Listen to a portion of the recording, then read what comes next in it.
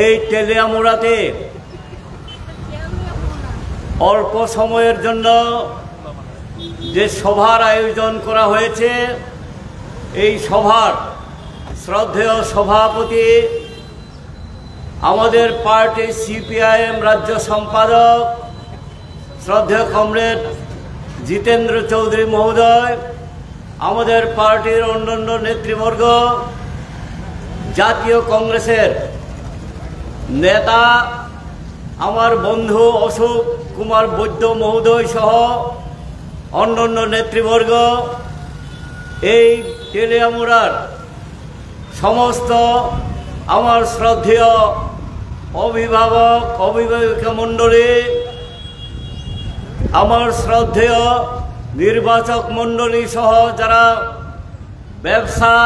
ব্যবসায়ী বন্ধুগণ, ক্রেতা, পথচারী, যান চালক বন্ধুগণ, আমি সকলকে আমার নিজের তরফ থেকে এবং ভারতের কমিউনিস্ট পার্টি মার্ক্সবাদী রাজ্য কমিটির পক্ষ থেকে তথা ইন্ডিয়া ব্লকের পক্ষ থেকে আপনাদের অভিনন্দন, শুভেচ্ছা, নমস্কার জানাচ্ছি। বন্ধুগণ, আপনারা ইতিমধ্যে সবাই জানেন আগামী 26শে এপ্রিল পূর্ব ত্রিপুরা লোকসভা সংরক্ষিত উপজাতি সংরক্ষিত আসনের জন্য ভোট গ্রহণ করা হবে সকাল 7টা থেকে বিকাল 5টা পর্যন্ত। এই নির্বাচন খুবই গুরুত্বপূর্ণ নির্বাচন। অন্যান্য বারেও নির্বাচন ও সব নির্বাচনই গুরুত্বপূর্ণ, কিন্তু তারপরে আমি আপনাদের কাছে বলবো যে এটা আরো বেশি গুরুত্বপূর্ণ। আপনারাও জানেন কেন্দ্রের সরকার পরিবর্তন করবার জন্য এই ভোট, কেন্দ্রের যে সরকারটা আছে বিজেপি নেতৃত্বাধীন এনডিএ সরকার, মোদিজির নেতৃত্বে এই সরকার গত 10 বছর অর্থাৎ দুইবার পার্লামেন্ট ইলেকশনে তারা জিতেছিল। প্রথম এবং দ্বিতীয়বার তাদের বক্তব্য কি ছিল? বছরে 2 কোটি বেকারদের কর্মসংস্থান করে দেব। কালো টাকা বিদেশ থেকে তুলে এনে ভারতবর্ষের জিরো অ্যাকাউন্টে সবাই ব্যাংক অ্যাকাউন্ট খুলতে পারবেন, সেখানে 15 লক্ষ টাকা করে ঢুকিয়ে দেবেন, তাতে ভারতবর্ষের মানুষের আচ্ছা দিন আয়েগা বলছিলেন। এখানে তারা বলছিলেন দ্রব্যমূল্য বৃদ্ধি হবে না, রোধ করব, মা বোনদের ইজ্জত রক্ষা করবেন বলেছিলেন, শিক্ষক কর্মচারীদের ডাবল মাইনে বেতন দেবেন, অনেক কথাই প্রতিশ্রুতি দিয়েছিল ভারতবাসীদের কাছে। কিন্তু আমরা কি দেখলাম? প্রথম 5 বছর একটা প্রতিশ্রুতি তারা পালন করেনি, বরং আমরা দেখেছি চাকরি বন্ধ করে দিয়েছিল। যারা চাকরি কর্মরত অবস্থায় ছিলেন তাদেরও ছাঁটাই করে দিয়েছিল। বেকার যুবক যুবতীরা কোথায় যাবেন? যাওয়ার রাস্তা নেই। রেগার টাকা কমিয়ে দিয়েছিল বাজেটের মধ্যে, কাজ নেই, কর্ম নেই, খাদ্য নেই। তার মধ্যে আবার করোনা মহামারী মানুষকে আর ঠকিয়ে ভোট নেওয়ার পর সব বেমালুম ভুলে গেল। ঘন্টা বাজাও, কাশি বাজাও, থালা বাজাও, সব করোনা ভালো হয়ে যাবে, এই সমস্ত করে 5 বছর কর্পোরেটদের সেবা করেছিল। আমরা দেখেছি কোথায় কালো টাকা, কোথায় 15 লক্ষ, কোথায় 2 কোটি বেকারদের কর্মসংস্থান, কোথায় দ্রব্যমূল্য বৃদ্ধি? কিছুই করেনি তারা। আপনারা দেখেছেন ভারতবর্ষের মানুষ কি একটা অবস্থার মধ্যে ভুগতে হয়েছে। পরবর্তী সময় আমরা দেখলাম পুলওয়ামায় আক্রমণ করিয়ে ওই সিআরপি বন্ধুদেরকে বোমাবাজি করিয়ে একটা সেন্টিমেন্ট তৈরি করেছিল পাকিস্তান হিন্দুস্তানের মধ্যে।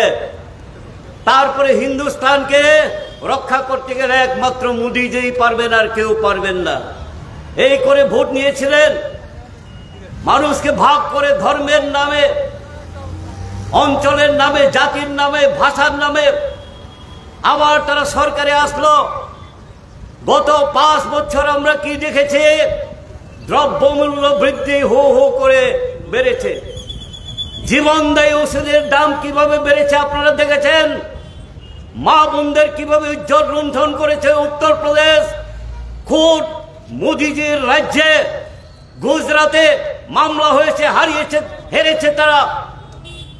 আমাদের উত্তর পূর্বাঞ্চলে মণিপুরে মা বোনদের উপর দিন দুপুরে হাজার হাজার মানুষের সামনে উলঙ্গ করে ঘুরিয়েছিল। তারা করেছে। এটা মোদিজির লোক। একটা বাক্য কিন্তু ব্যয় করেন এই মোদিজি। মণিপুরে যাননি, পার্লামেন্টে কথা বলেননি, বাইরে গিয়ে সাংবাদিক সম্মেলন করে বলে একটা কথা। এটাই হচ্ছে বিজেপি যমুনা, তার পেছনে আরএসএস। মানুষকে ভাগ করো, শাসন করো, গরিব মানুষদের উপর অর্থনৈতিক চাপ সৃষ্টি করো এবং বেকারদেরকে বেকারে পরিণত করো। তার জন্য ভারতবর্ষের বেকারদের যেতে হয়েছে বিদেশে কর্মসংস্থানের জন্য। আমাদের রাজ্যে 50,000 যুবক যুবতীদের কর্মসংস্থান করবে বলে বিধানসভা নির্বাচনের আগে বলেছিল। এখন কোথায় 50,000? 50 জন হয়নি। তেলিয়ামুড়া এলাকার মধ্যে যেতে হয়েছে কোথায়? ব্যাঙ্গালোর, হায়দ্রাবাদ, চেন্নাই, ওই কেরালায় কর্মসংস্থানের জন্য কোম্পানি বলে নাম করে সেখানে কর্মসংস্থানের জন্য যেতে হয়েছে।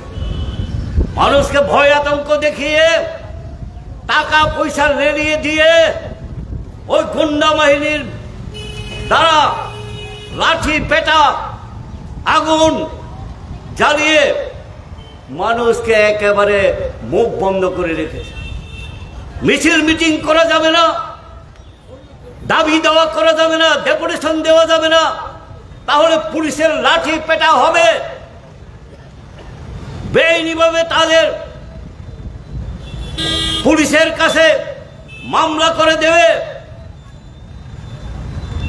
মিথ্যা মামলা করে ওই জেলে পুরাবে। এটাই হচ্ছে তাদের কাজ, আর কোনো কাজ নেই। তার জন্য মানুষ এখন ঐক্যবদ্ধ হচ্ছে। ভারতবর্ষের রাজনৈতিক দলগুলো ঐক্যবদ্ধ হয়ে 27টা দল ইন্ডিয়া জোট করেছে। আর ভারতবর্ষে মানুষকে ভাগ করা যাবে না, এখন ঐক্যবদ্ধ হয়ে লড়াই করবে। তাই আমরা দেখছি এই ইন্ডিয়া জোট শক্তিশালী হচ্ছে। দক্ষিণ ভারতে একটা সিটও তারা পাবে না। এছাড়া আপনারা দেখেছেন মহারাষ্ট্র, পাঞ্জাব, দিল্লি, এখানে ঐক্যবদ্ধ হচ্ছে। এছাড়াও আমরা দেখেছি উত্তরপ্রদেশকে কেন্দ্র করেই কেন্দ্রের সরকার গঠন হয়। সেই উত্তরপ্রদেশে আর তারা ভোট পাবে না। ওইখানে ইন্ডিয়া জোট সবচেয়ে প্রথম ঐক্যবদ্ধ হয়ে ওইখানে লড়াই করবে। বিহারের অবস্থা আমরা দেখেছি। বিহারে ওই নীতিশ বাবু আর পাবেন না ভোট, ইন্ডিয়া জোটের পক্ষেই হবে। ঝাড়খণ্ডে পাবে না, মুখ্যমন্ত্রীকে ধরে ঢুকিয়েছিল জেলে। এই সমস্ত ভারতবাসীরা জানে, ভারতবর্ষের নির্বাচক মণ্ডলীরা জানে। তাই বন্ধুগণ, আমি আপনাদের কাছে আবেদন রাখবো বিনীতভাবে, আপনাদের আশীর্বাদে আমাকে ভোট দিয়ে, অর্থাৎ কাস্তে হাতের তার কাছে ভোট দিয়ে বিপুল ভোটে আপনারা জেতাবেন। এটা আমার জয় হবে না, ভারতবর্ষের পবিত্র সংবিধানের জয় হবে এবং গণতন্ত্র, ধর্মনিরপেক্ষতাকে রক্ষা করবার জন্য আপনারা ভোট দেবেন। জয় হবে, জয় হবে। বন্ধুগণ, ত্রিপুরা মথা দল, ত্রিপুরা সাথানসা গ্রেটার ত্রিপুরাল্যান্ড করবেন বলে স্লোগান দিয়েছিলেন কনস্টিটিউশনাল সলিউশন, নো কম্প্রোমাইজ, আর রাজনীতি করবেন না বলেছিলেন। টিপ্রামথা দলের সুপ্রিমো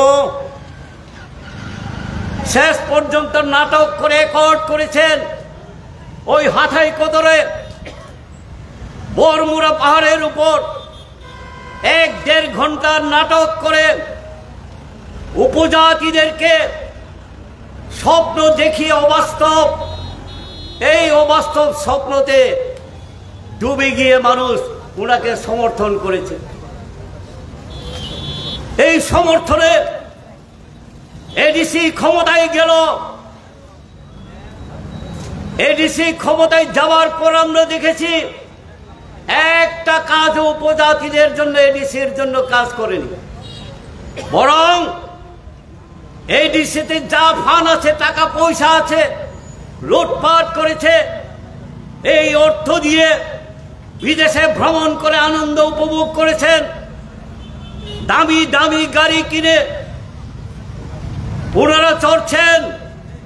সাধারণ মানুষের কি হলো? একটা চাকরি হয়েছে, কাজ হয়েছে, একটা ঘর হয়েছে, পানীয় জল, রাস্তাঘাট, বিদ্যুৎ সম্প্রসারণ হয়েছে কিনা? এবং সবচেয়ে বড় কথা হচ্ছে এডিসি এলাকার মধ্যে শিক্ষা ছাড়া মানুষ সামনে এগোতে পারে না। এই শিক্ষার মেরুদণ্ডটাই ভেঙে দিল।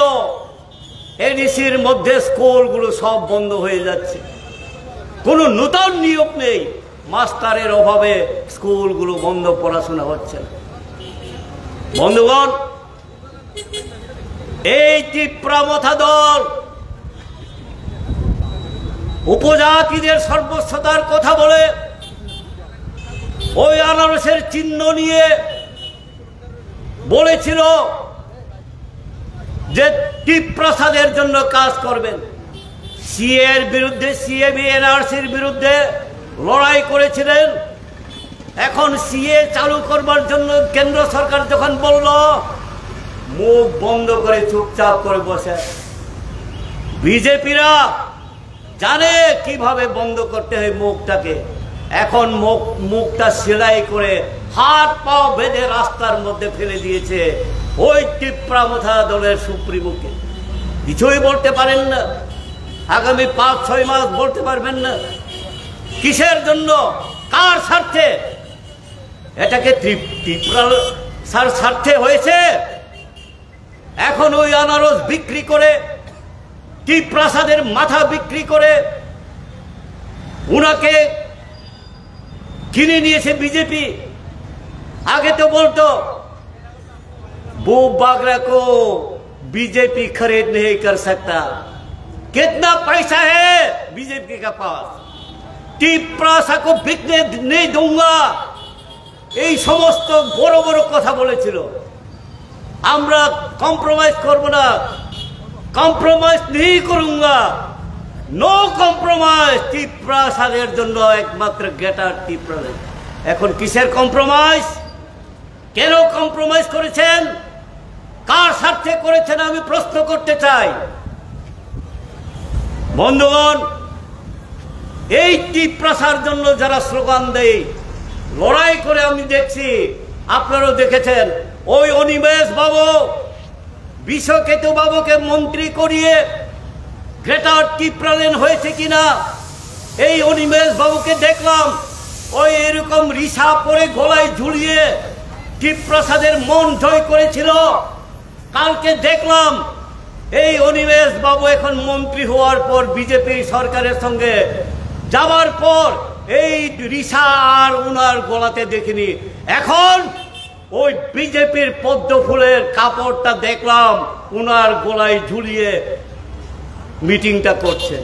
কিসের টিপ্রাসাদের কথা বলছেন এখানে?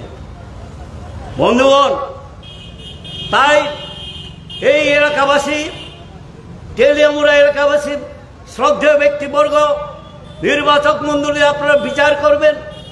এইরকম যারা ভাওতা দেয়, শুধু টিপ্রাসাদের ভাওতা না দেয় না, শুধু নন টিপ্রাসাদ সবাইকে ভাওতাবাজি করে মানুষকে ঠকিয়ে আবার সরকারে আসতে চায়, ক্ষমতায় আসতে। কিন্তু মানুষ তো বুঝে ফেলেছে, ধরে ফেলেছে। 1 বছর আগে বিধানসভা নির্বাচনের আগে যা করেছিল পেছনের দরজা দিয়ে বিজেপিকে ক্ষমতায় যাওয়ার জন্য, আজকে খুলাসা হয়েছে, কে কারো লুকুতে পারেনি। তাই এই বিজেপি কাছে ওই পদ্ম ফুলের কাছে বিক্রি করে দিয়েছে আনারস, আর কতদিন টিকবে। তার জন্য ওনার বোনকে ছত্তিশগড় থেকে উড়িয়ে এনে এখানে প্রার্থী করিয়েছেন। বিগত 5 বছর আগেও কংগ্রেসে প্রার্থী করিয়েছিলেন। উনার পরিবার ছাড়া আর কেউ নেই। উনি কি টিপ্রামথা দলের কোনো মেম্বারশিপ নিয়েছেন? টিপ্রাসাদের মধ্যেও, টিপ্রামথার মধ্যেও প্রশ্ন। আবার ওই বিজেপি বন্ধুদের কাছেও এটা প্রশ্ন হয়ে দাঁড়িয়েছে, উনি কি বিজেপির মেম্বারশিপ নিয়েছেন, বিজেপি করতেন? তাই উভয় সংকটে পড়েছে এখন। পত্র পত্রিকায় অনেক কথাবার্তা দেখেছি। আমি আপনাদের কাছে অনুরোধ রাখবো, আবেদন রাখবো বিনীতভাবে, আসুন এরকম ঠকাবাজি। ওই প্রদ্যুৎ বাবুই বলতেন বিজেপি নাকি ঠকায় ঠকায় ঠকায়, নিজেই ঠকায় হয়েছে। দেখুন, এই ঠকাইয়ের সঙ্গে আপনারা কেউ যাবেন না। এটা আমাদের রাজ্যের জন্য, দেশের জন্য ক্ষতি হবে, আমাদের সবার জন্য ক্ষতি হবে। তাই শান্তি চাই, সম্প্রীতি চাই, জাতি উপজাতি উভয় মিলনের মধ্য দিয়ে এই রাজ্যের উন্নয়ন, দেশের উন্নয়ন, সংবিধান রক্ষা, গণতন্ত্র, ধর্মনিরপেক্ষতাকে রক্ষা করবার জন্য আপনারা আশীর্বাদ করুন আমাকে। আমি ওই ইন্ডিয়া জোটের বামফ্রন্ট মনোনীত সিপিআইএম প্রার্থী হিসাবে রাজেন্দ্র নিয়ে আপনাদের সামনে হাজির হয়েছে। আমার ব্যক্তিগত লাভালাভের জন্য না, আমাদের গরিব অংশের মানুষ, ক্ষুদ্র ব্যবসায়ী, শিক্ষক কর্মচারীর জন্য, যাদেরকে বলা হয়েছিল ডাবল বেতন দেবেন, অনেক বেশি বেশি করে কেন্দ্রের হারে দিয়ে দেবেন বলেছিলেন, একটাও তারা কাজ করেনি। তার বিরুদ্ধে শক্তিশালী লড়াই সংগ্রাম করবার জন্য এবং নতুন একটা সরকার আমরা গঠন করতে চাই, যেই সরকারটা হবে গণতান্ত্রিক, ধর্মনিরপেক্ষ এবং আমাদের ভারতবর্ষের পবিত্র সংবিধানকে রক্ষা করে। এই কাজে দ্রব্যমূল্যের মূল্য বৃদ্ধি রোধ করবার জন্য আপনারা সবাই ঐক্যবদ্ধ হবেন। তার মধ্য দিয়ে নতুন সরকার হবে, এটা হবে ইন্ডিয়া জোটের সরকার। এই সরকার গড়বার জন্য আপনারা সহযোগিতা করুন, আপনাদের আশীর্বাদ চাই। আর আপনারা নির্বাচক মণ্ডলে গণদেবতারা আমাকে সহযোগিতা করবেন, সাহায্য করবেন। এই কথাগুলো বলে সবাইকে আবারও অভিনন্দন, শুভেচ্ছা জানিয়ে আমি আমার কথা বলা এখানে শেষ করছি। সবাইকে নমস্কার, ধন্যবাদ। ইনকলাব জিন্দাবাদ।